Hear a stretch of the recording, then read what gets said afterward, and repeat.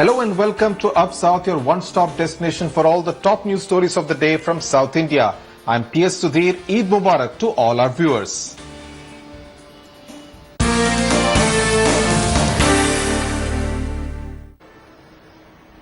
Our top story is from Bangalore, where two gym instructors have now been arrested in connection with the case of the rape of a 6-year-old student in a Bangalore school. Earlier, if you remember, last week, Mustafa, a skating instructor in the same school, had been arrested by the Bangalore police.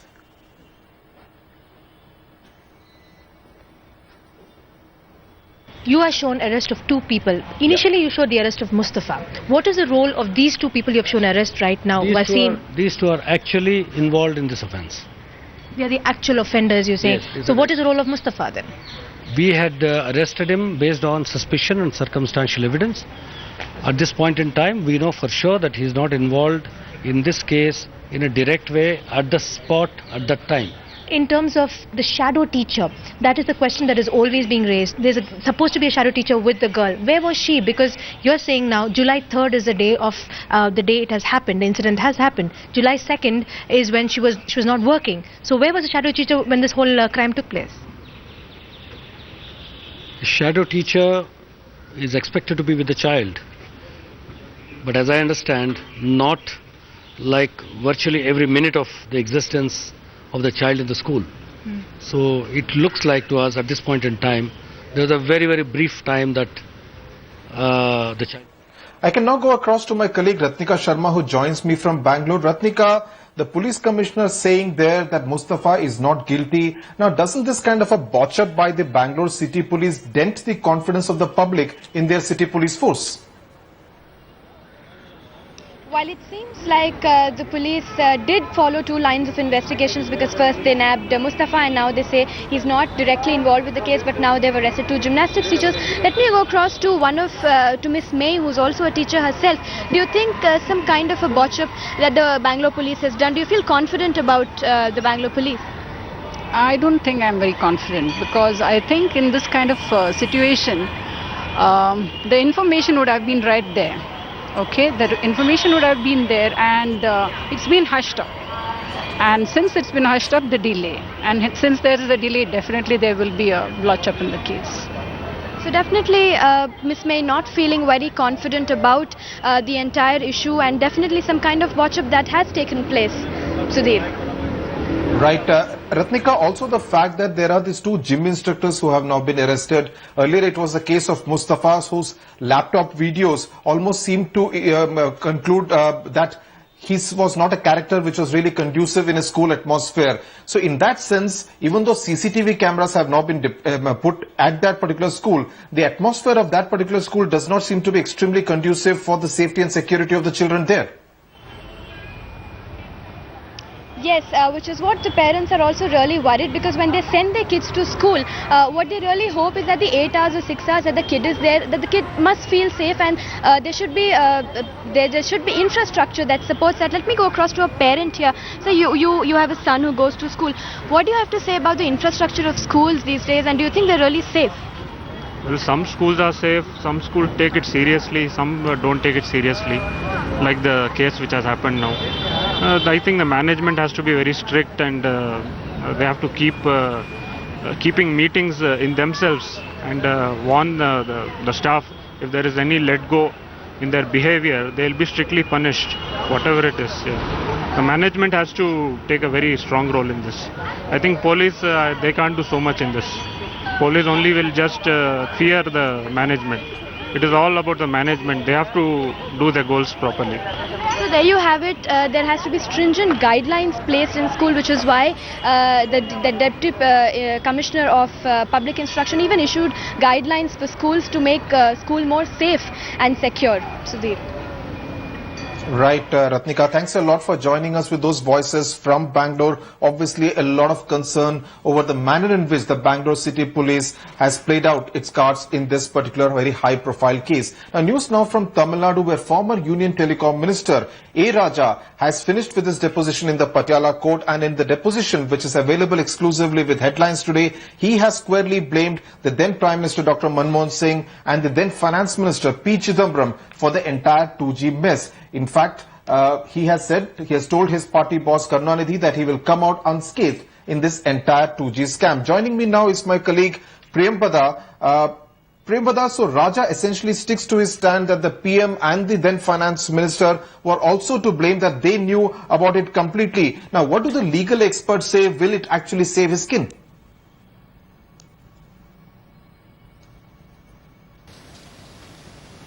This deposition report copy available with headlines today very clearly states that for almost every question, A. Raja has passed the buck to the former Prime Minister Manmohan Singh and former Finance Minister P. Chidambaram and also the Law Minister and Pranab Mukherjee. He has basically said every decision regarding 2G allocation was done with their consent.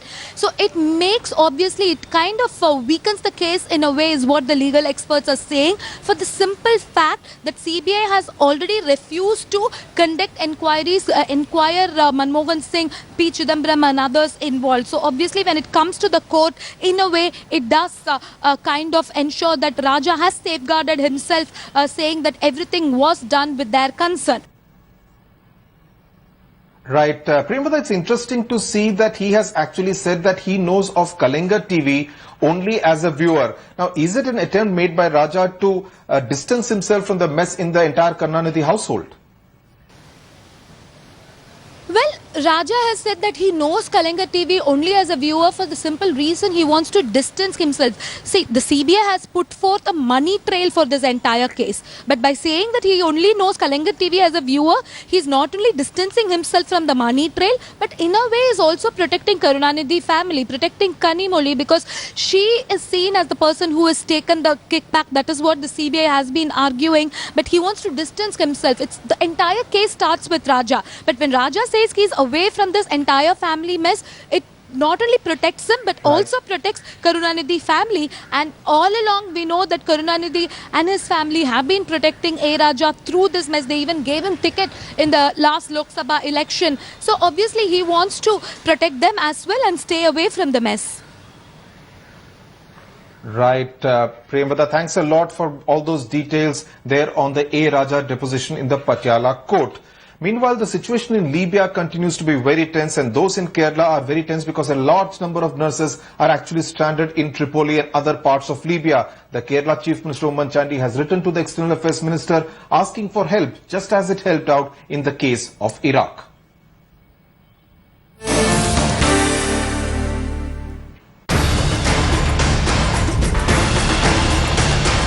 After Indian nurses stuck in Iraq, now an SOS from nurses stranded in war-torn Libya, where a violent clash is on between Islamist fighters and troops loyal to the Libyan government. Kerala Chief Minister Oommen Chandy has stepped in and has written to External Affairs Minister Sushma Swaraj and the Indian ambassador in Libya. Around 500 nurses from Kerala are stranded in hospitals over the city. The civil war has also impacted Tripoli airport, making a flight out of the city impossible. The Kerala CM has said that only Mitiga International Airport is functional, which is 21 kilometers away from Tripoli, and has asked the External Affairs Minister to airlift them from the war-torn country. He has also asked for a special flight to Mitiga International Airport for immediate repatriation. Majority of the nurses and the skilled workers, they want to come back because of the internal problem prevailing in Libya. So I have contacted the Union Minister for External Affairs, Srimati Sushma Swaraj, and she is ready to help the Indians to bring back to India. With the External Affairs Ministry having succeeded in rescuing nurses from Iraq, the country will be waiting to see if the Modi government can work out a plan to rescue the distressed nurses from war-torn Libya. Bureau Report, Headlines Today. Returning to our top story on the Bangalore police case Bocha, we can now go across to Mr. Gopal Hosur, former ADGP of Karnataka Police. Mr. Hosur, thanks a lot for joining us on Up South on Headlines Today. Now, isn't this a major embarrassment for the Bangalore City Police that such a high-profile case where the entire country is watching, it botches up so badly?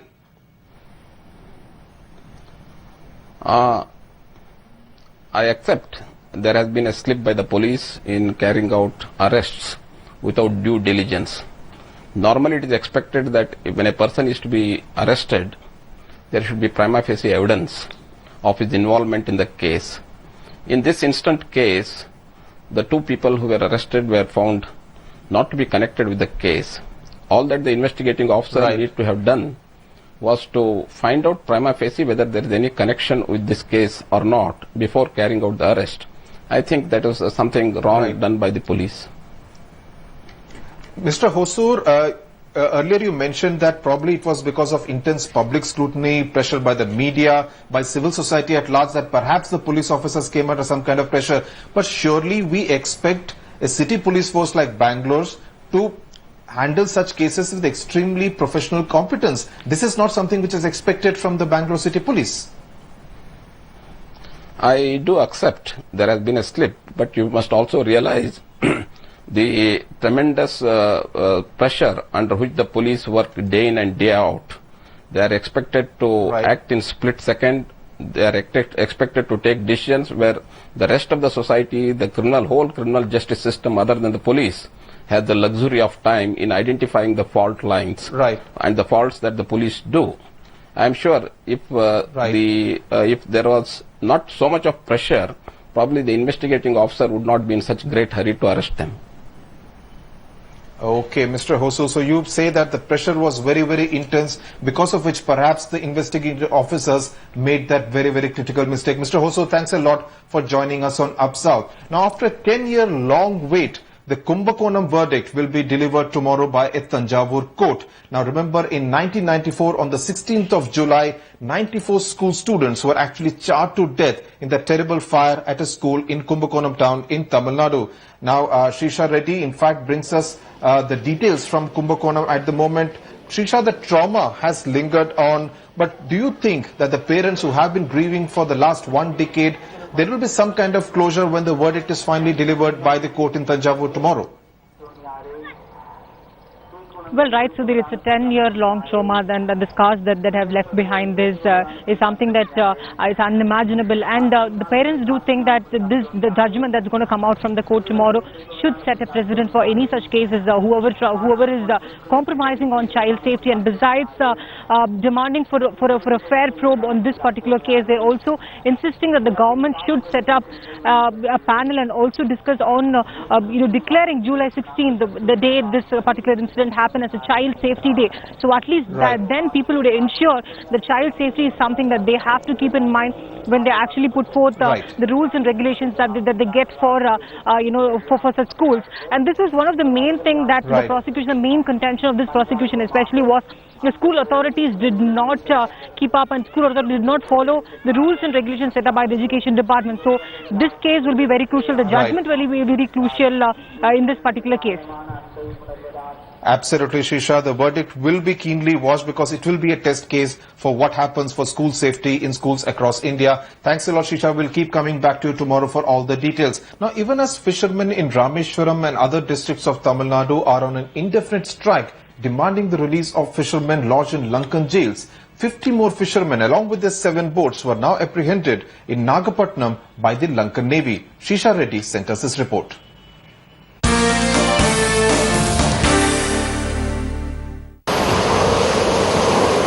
2 days after the Sri Lankan Navy arrested 20 fishermen and their trawlers for crossing the maritime border, the association leaders decided to say enough is enough. The fishermen went on an indefinite strike, met the collector to surrender the registration certificate, vowing not to fish till the attacks ended. However, the collector refused to accept and promised to take up the issue to the state government. After the Lok Sabha elections, our fisher people in Tamil Nadu thought that the Indo-Sri Lankan fishermen issue will be solved and a permanent solution will be given to the problems. But even now, the Tamil Nadu Chief Minister is writing letters to the Honorable Prime Minister of India, and they are not taking any step to solve the problem. Even now, 43 Indian Tamil fishermen are there in Sri Lankan prisons. Fishermen have been fighting to seek refuge to secure their traditional fishing rights around the islet in the Park Bay. Prime Minister and the ministers have changed. There is no change in the stance of the government with regard to Sri Lankan issue. The President of Sri Lanka was invited. He released all the fishermen. After going back, he caught some more fishermen and they are suffering in the prison. Jayalalitha is not interested. She doesn't care about all these things. She just speaks for politics. Analysts point out that political parties in Tamil Nadu have never raised the issue of Indian fishermen crossing boundaries and indulge in nothing but political blame game. Parties in Tamil Nadu have not raised this issue of Indian fishermen crossing the boundary. You know, it's sort of as if that's not happening. Now, if you talk to experts who are neutral, and if you talk to the Coast Guard, they are very clear about the problem, what the problem is. So you've got to give the Indian government time to make out to what extent is it because our fishermen are crossing the line, and to what extent is it because the Sri Lankan Navy is crossing the line. If the Sri Lankan Navy is crossing the line, then clearly we have to deal with it in the sternest possible way and send out a very strong signal. Fishermen were hopeful that the Modi government will end their trauma. Contrary to the expectations, the continuing arrest only looks like it is just doubled. In Chennai, Sri Reddy for Headlines Today. Was the lucky one who got to savor some of the Eid delicacies.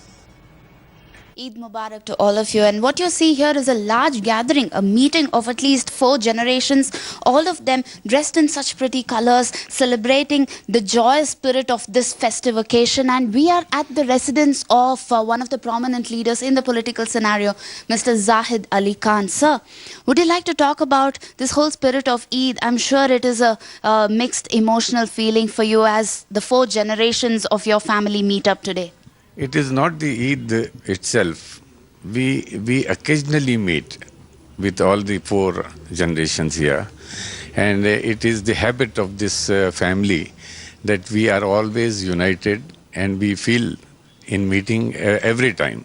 So on the occasion of the Eid, is it the special occasion for us to meet at this place, because this is the house constructed by my father in 1963. So they have decided to celebrate Eid year on year in their ancestral home, sir. I'm sure you have wonderful memories here in this home. I was a 10th start student at that time. Now I have got 40 years of practicing experience in surgery. So still I am in this house only. I have not gone anywhere. Okay. So this nostalgic memory in this house has made him tied up to this home forever.